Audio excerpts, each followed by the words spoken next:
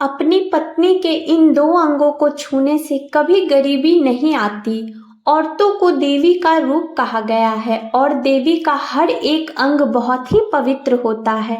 आज मैं आपको औरतों के ऐसे अंग के बारे में बताऊंगी जिसे हर पुरुष को दबाने से अचानक अपार धन की प्राप्ति होने लगती है। जो भी मनुष्य औरतों का यह अंग दबाता है उसके घर में सदा माँ लक्ष्मी का वास रहता है और दूसरों की कृपा सदैव बनी रहती है।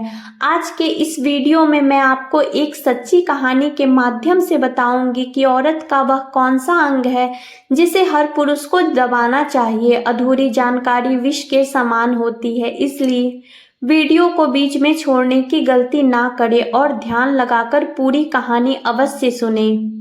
एक बार की बात है, भगवान शिव और माता पार्वती कैलाश पर्वत पर बैठे हुए थे।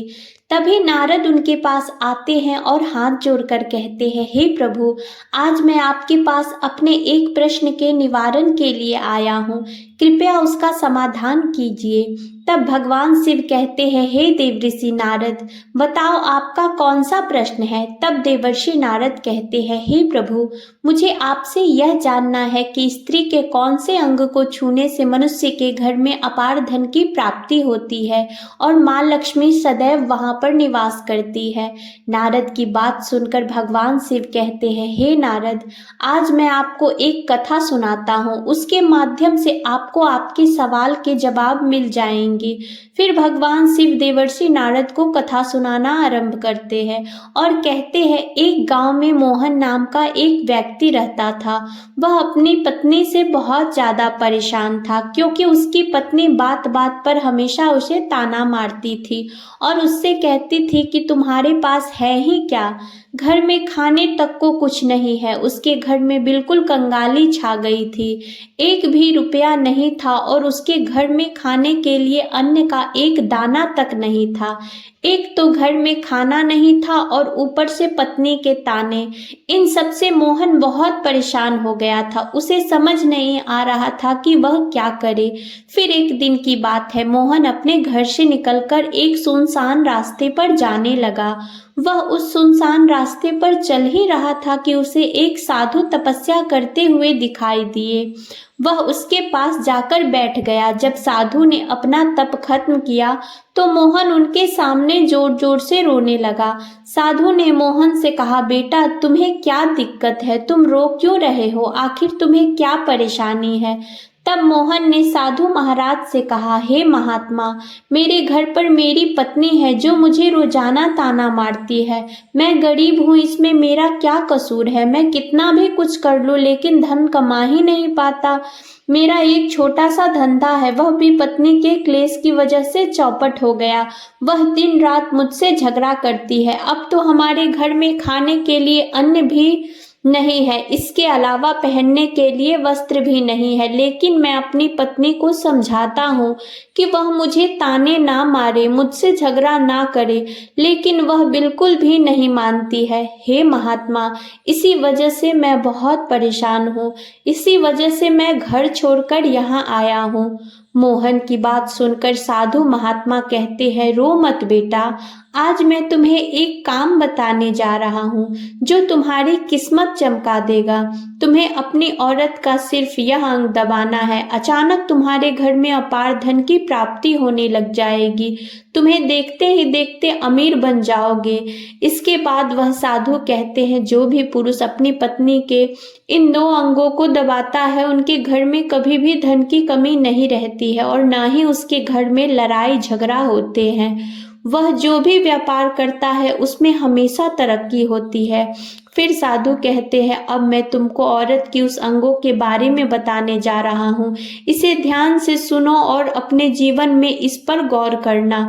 साधु महात्मा की बात सुनकर मोहन उनसे कहता है कि जितनी जल्दी हो सके मुझे उन अंगों के बारे में बता दीजिए ताकि तभी वह साधु मोहन को एक कहानी सुनाते हैं और बताते हैं कि एक नगर में एक किसान रहता था। उसके बहुत सारे खेत थे जिस पर वह दिन रात मेहनत करता था। उसके घर में किसान और उसकी पत्नी रहा करते थे। किसान और उसकी पत्नी में आपस में बहुत ज्यादा प्रेम था। उसके घर में किसी भी प्रकार का लड़ाई झगड़ा नहीं होता था। इसी वजह से उसके खेतों में इतनी ज्यादा पैदावार होती थी कि वह प्रतिदिन और ज्यादा अमीर होता जा रहा था। उस किसान और उसकी पत्नी में इतना प्रेम था कि आसपास के लोग उन्हें देखकर जल जाया करते थे। धीरे धीरे पूरे गांव के लोग यह जान गए थे कि किसान और उसकी पत्नी में बहुत ज्यादा प्रेम है। धीरे धीरे यह बात उस नगर के राजा तक पहुंच गई। किसान और उसकी पत्नी की बात जब राजा के पास पहुंचती है तो राजा भी उनके प्रेम को काफी ज्यादा तारीफ करते हैं और वह सभी से बताते हैं कि हमारे नगर में एक किसान और उसकी पत्नी रहते हैं जिनमें कभी भी लड़ाई झगड़ा नहीं होती है। उन दोनों में आपस में इतना प्रेम है कि मैंने ऐसा प्रेम अपनी जिंदगी में कभी नहीं देखा है।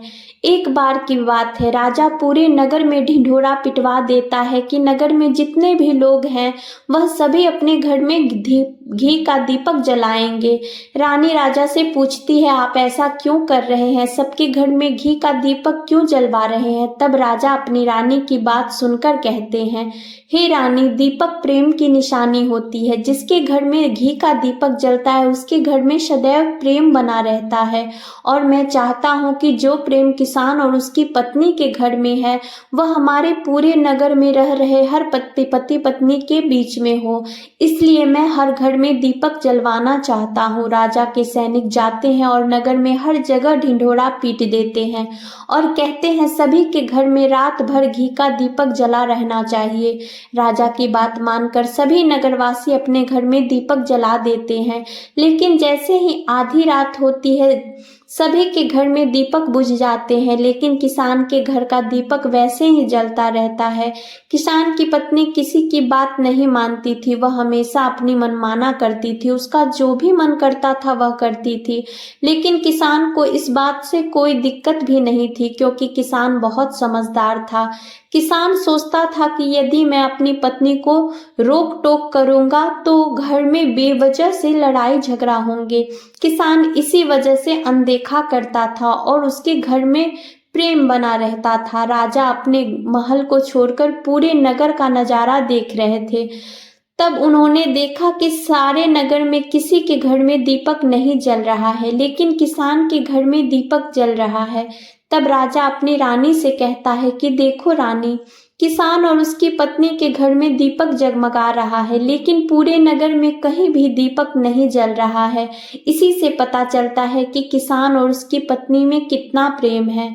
तब रानी राजा से कहती है, जो किसान और उसकी पत्नी में प्रेम है वह किसान की पत्नी की वजह से है और इसी वजह से उसके घर में इतना ज्यादा प्रेम है। जब राजा रानी की बात सुनता है तो कहता है, नहीं रानी, तुम्हारी सूचना गलत है। जो प्रेम किसान के घर में है वह उसकी पत्नी की वजह से नहीं बल्कि वह किसान की वजह से है। फिर रानी कहती है कि किसान की पत्नी बहुत ज्यादा समझदार है, आपका सोचना गलत है और यही वजह है कि उनके घर में कभी भी लड़ाई झगड़ा नहीं होता है। फिर राजा कहता है कि किसान समझदार है और रानी कहती है कि किसान की पत्नी समझदार है। इसी तरह से कुछ देर तक चलता रहा और इसी बात को लेकर राजा और रानी के बीच काफी झगड़ा हो गया। इसके बाद रानी ने राजा की दाढ़ी उखाड़ ली और राजा ने रानी को उठाकर पटक दिया। उसके बाद राजा कहता है कि हम लोगों को झगड़ा करने की जरूरत नहीं है, क्यों ना हम किसान और उसकी पत्नी की परीक्षा ले लें। सारा दूध का दूध और पानी का पानी हो जाएगा। लड़ाई करने के बाद इस बात पर राजा और रानी दोनों सहमत हो गए और दोनों की परीक्षा लेने के लिए तैयार हो गए। तब राजा अपने महल में जाता है और एक पुरुष सैनिक को बुलाता है और पुरुष सैनिक से कहता है कि तुम किसान के घर जाओ और जो सवाल मैं तुमसे बोल रहा हूँ वही सवाल तुम किसान को बोल देना। वह पुरुष सैनिक बोलता है, ठीक है महाराज। वह सैनिक राजा की बात सुनकर किसान के पास जाता है। उस समय किसान की पत्नी खेतों में गई हुई थी, लेकिन किसान की तबीयत कुछ ठीक नहीं थी। इसी वजह से वह खेतों पर नहीं गया था।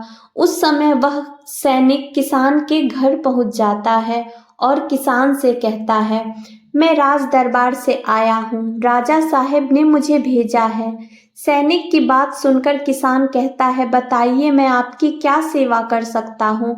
आप बैठ जाइए, मैं आपके लिए पानी लेकर आता हूँ। तभी वह सैनिक बोलता है कि नहीं, तुम कुछ भी मत लाओ, मैं राजा का सैनिक हूँ, बस आपके पास राजा का समाचार लेकर आया हूँ। तब किसान कहता है, ठीक है, आप मुझे बताओ, राजा साहब ने मेरे लिए क्या समाचार भेजा है। फिर सैनिक कहता है कि राजा साहब ने बोला है कि यदि तुम अपनी पत्नी को छोड़ देते हो तो राजा साहब आपको बहुत सारे हीरे जवाहरात और साथ में तुम्हारी जमीन से 2 गुना ज़्यादा जमीन राजा साहब आपको गिफ्ट में देंगे। इसके अलावा राजमहल का आधा हिस्सा भी आपको दिया जाएगा। लेकिन जो किसान ने जवाब दिया वह सुनने लायक है। किसान ने कहा, राजा साहब अपना पूरा राजमहल मुझे क्यों ना दे दे, लेकिन मैं अपनी पत्नी को नहीं छोड़ूंगा। जाओ और अपने राजा से कह दो कि किसान ने ऐसा कहा है। फिर सैनिक जाता है और राजा को सारी बातें बताता है। इस समय रानी वहां पर सैनिक की बात सुन रही थी। बातें सुनने के बाद रानी ने राजा से कहा, आपने किसान की परीक्षा तो ले ली, लेकिन किसान की पत्नी की परीक्षा नहीं ली। इस तरह से हम कैसे पता कर सकते हैं कि कौन समझदार है। इसके बाद रानी ने कहा कि अब मैं भी किसान की पत्नी की परीक्षा लेना चाहती हूँ। जब दोनों की परीक्षा हो जाएगी तभी पता चलेगा कि कौन समझदार है। फिर रानी ने अपनी दासी को बुलाया और कहा कि मेरी बात किसान की पत्नी को बोलना, और याद रखना यह बात तभी बताना जब किसान वहां पर ना हो। दासी ने पूछा कि रानी क्या बात बतानी है, वह तो बताओ। तो रानी ने दासी को सारी बात बता दी। दासी किसान के घर जाती है और उसके घर में आवाज लगाती है, तो उसके घर से किसान की पत्नी निकलकर आती है और कहती है, बताओ क्या हुआ, क्यों ढिंढोरा पीट रही हो। तो दासी ने कहा कि मैं राजमहल से आई हूँ, मुझे रानी ने भेजा है।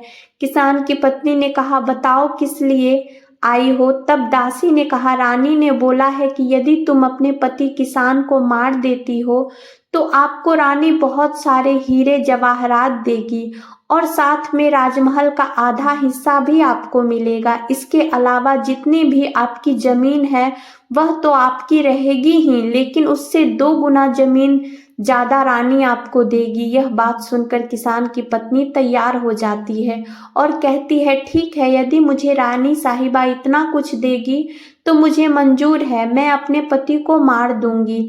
तब दासी पूछती है कि रानी को कैसे पता चलेगा कि आपने अपने पति को मार दिया है।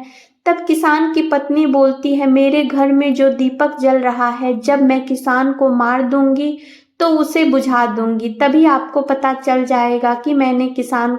अब दासी किसान की पत्नी की बात सुनकर राजमहल में जाती है और रानी को सारी बातें सुनाती है। किसान की पत्नी की बात सुनकर रानी बहुत अचंभित हो जाती है। राजा और रानी को स्त्री जात से नफरत होने लगती है। इस समय राजा अपने नगर में सभी लोगों को बुलाता है और कहता है कि मैं चाहता हूँ कि मेरे और मेरी पत्नी की वजह से किसान की जान ना जाए। तुम लोग ऐसा करो, उस किसान के घर जाओ और सारी बातें बता दो और उसकी जान को बचा लो, वरना किसान की पत्नी उसे मार देगी। इधर सैनिक किसान के घर जाते हैं और सोचते हैं कि किसान की पत्नी किसान को रात में मारेगी और दीपक बुझाएगी। इससे पहले ही हम किसान के घर में पहुंच जाते हैं और किसान को बचा लेते हैं। जैसे ही राजा के सैनिक किसान के घर पहुंचते हैं तो देखते हैं कि किसान तो मरा पड़ा है। सैनिक किसान की पत्नी से बोलते हैं, आप तो किसान को रात में मारने वाली थी, लेकिन आपने अभी किसान को क्यों मार दिया। तब किसान की पत्नी बोलती है, किसान को मुझे मारना ही था, रात में तो सिर्फ दीपक ही बुझाना था, इसलिए किसान को तो मैं दिन में ही मार दी। सभी सैनिक तुरंत ही किसान के घर से दौड़े दौड़े जाते हैं और राजा और रानी को सारी बातें बताते हैं। राजा और रानी क्रोध से आग बबूला हो जाते हैं। इसके बाद राजा और रानी किसान की पत्नी को बंदी बनाकर लाने के लिए अपने सैनिकों से कहते हैं। सैनिक जाते हैं और किसान की पत्नी को बंदी बनाकर ले आते हैं। राजा किसान की पत्नी से पूछता है, ऐसा तुमने क्यों किया? तुम लालची औरत हो, तुम्हें पैसों से प्यार है। तभी किसान की पत्नी ने जवाब दिया और बताया कि मुझे तो किसान को पहले ही मारना था, वह तो मुझे कोई बहाना नहीं मिला, क्योंकि किसान की आदत बहुत खराब थी, वह मेरे साथ बहुत खराब व्यवहार किया करता था। तो राजा ने कहा कि किसान ऐसा क्या करता था? तो किसान की पत्नी ने जवाब दिया कि वह मेरे नाक का ऊपरी हिस्सा अपनी उंगली से दबा दिया करते थे। इसके अलावा किसान एक काम और मेरे साथ करता था। वह किसान मेरे कान का पिछला हिस्सा अक्सर अपनी जीभ से स्पर्श किया करता था। फिर राजा ने पूछा, यह बताओ, जब आप लोग गरीब थे तब किसान आपके साथ यह काम करता था? तो किसान की पत्नी बोलती है, नहीं नहीं महाराज, तब ऐसा नहीं करता था। तब राजा ने कहा, मैं समझ गया कि किसान ऐसा क्यों करता था। उसी समय साधु ने मोहन से पूछा, तुम्हें कुछ समझ में आया? औरत का कौन सा अंग दबाने और चूसने से लोगों को अचानक धन की प्राप्ति होती है? तो मोहन ने कहा, नहीं महाराज, मुझे अभी भी समझ में नहीं आया। तभी साधु कहते हैं कि अगर अभी भी समझ में नहीं आया तो फिर मैं तुम्हें बताता हूँ। किसान अपनी पत्नी के साथ जो पहले काम करता था वह है उसके नाक के ऊपरी हिस्से को अपनी उंगली से दबाता था। तो जिस भी मनुष्य के घर में पैसों की कमी है उसे अपनी उंगली से औरत के नाक के ऊपरी हिस्से को जरूर दबाना चाहिए। औरत के नाक के ऊपरी हिस्से को बहुत शुभ माना जाता है। इसी वजह से जो यह काम करता है वह हमेशा धनवान पुरुष बन जाता है।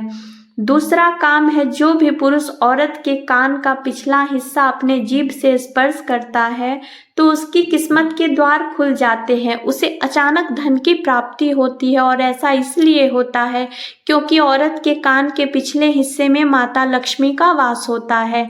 जब आप ऐसा करते हैं तो माता लक्ष्मी आपसे प्रसन्न हो जाती है और आपको अपार धन देता है। और आपने एक बात तो जरूर सुनी होगी, औरतें माता लक्ष्मी का रूप मानी जाती है। यही वजह है कि संसार में जो भी मनुष्य यह पवित्र काम करता है उसका घर धन से भर जाता है, जो कि इस कहानी में किसान भी अपनी पत्नी के साथ करता था। लेकिन आप जब भी ऐसा काम करें तब अपनी पत्नी को पूरी बात बता देनी चाहिए, अन्यथा आपके जीवन में ऐसा अनर्थ भी हो सकता है। इसके बाद वह साधु मोहन से कहते हैं कि बेटा, अब तुम्हें कुछ समझ में आया? तब मोहन कहता है, हाँ महाराज, अब मुझे सब कुछ समझ में आ गया। फिर भगवान शिव नारद से कहते हैं, हे देवर्षि, क्या आपको आपके सवालों का जवाब मिल गया है? तब नारद कहते हैं, हाँ प्रभु, आपका बहुत बहुत धन्यवाद। आज आपने मानव कल्याण का बहुत ही अच्छा संदेश दिया है।